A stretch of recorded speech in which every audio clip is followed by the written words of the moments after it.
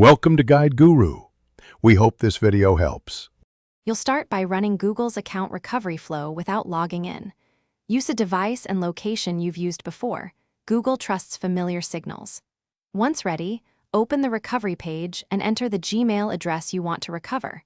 Make sure you have approximate account creation date and any past passwords remembered, because Google asks those. If prompted, choose Try Another Way to proceed without the old phone. This gives you alternate verification options to prove ownership before changing the recovery number. Next, you'll prove you own the account by answering specific questions and providing evidence. Google may ask for previous passwords, a backup email code, or backup codes. Give exact matches when you can. If the old phone option appears, choose alternatives like a verification sent to your backup email or prompts on familiar devices.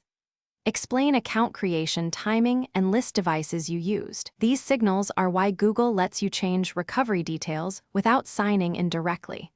Stay patient, and after Google verifies you, proceed to the security section and locate recovery phone or ways to verify.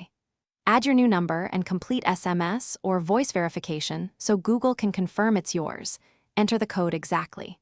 Once saved, make sure the new number shows as active. If verification wasn't granted, don't panic.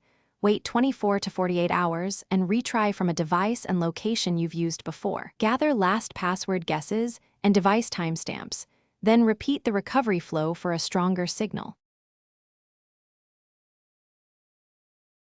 Thanks for watching. Consider subscribing if we helped you today.